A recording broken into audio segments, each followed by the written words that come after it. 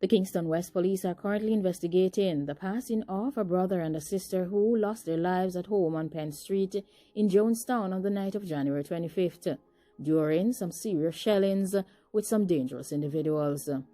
This occurred just a few hours after another two persons lost their lives on 9th Street in Arnett Gardens.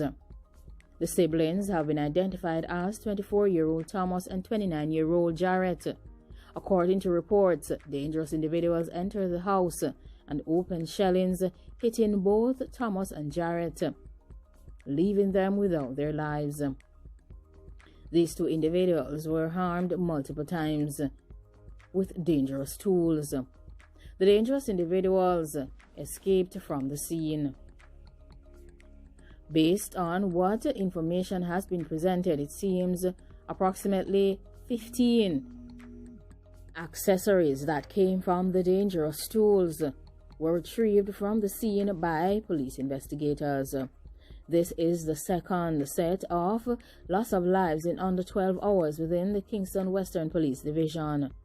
In that incident, two men were traveling in a motor car and they lost their lives on 9th Street in Arnett Gardens. They have since been identified as Montague and Beckles. The Admiraltown Police are investigating this situation. A Jamaican man has been charged in relation to a serious shellings incident involving another man in a Kroger store. He has been given 35 years.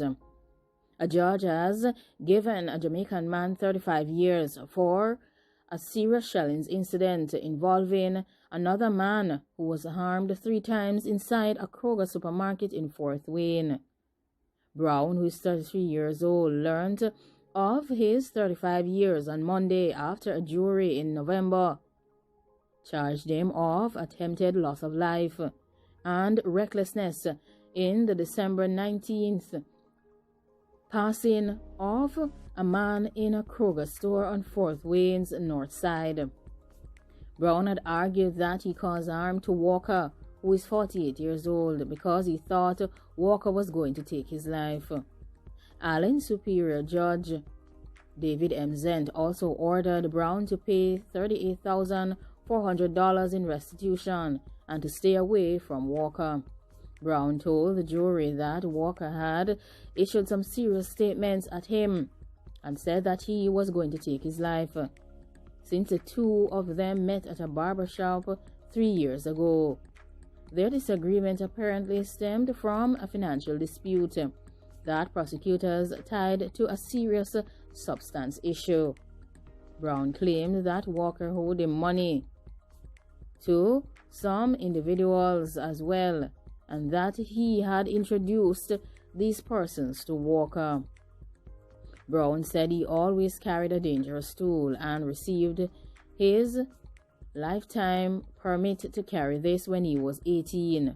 He said 2 years after that he came to the United States from his native home of Jamaica. Some unscrupulous individuals have taken off the wire that powers the traffic signals at Mandela Highway. The National Works Agency is advising motorists that the traffic signals located at the intersection of the Mandela Highway and north-south toll entrance is currently out of service. The agency has stated that this is due to the loss of approximately 130 meters of Jamaica Public Service Company Limited wire that provides electricity to the traffic signal cabinet. Manager of Communication and Customer Service Stephen Shaw mentioned that the signal technicians from the National Works Agency, upon inspection, realized that the GPS twisted wire that supplies power to the cabinet via the pothead was missing. He said that the National Works Agency has since made a report to the utility company regarding the matter. He further noted that this is the second time that this has occurred at this location in 2 years.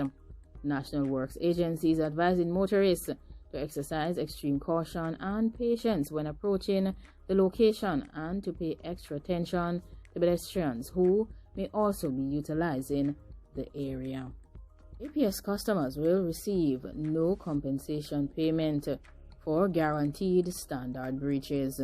Customers of the Jamaica Public Service Company Limited were owed $75.2 million in payments for 34,535 breaches of the guarantee standards during the April to June and July to September 2020 periods have not yet been compensated.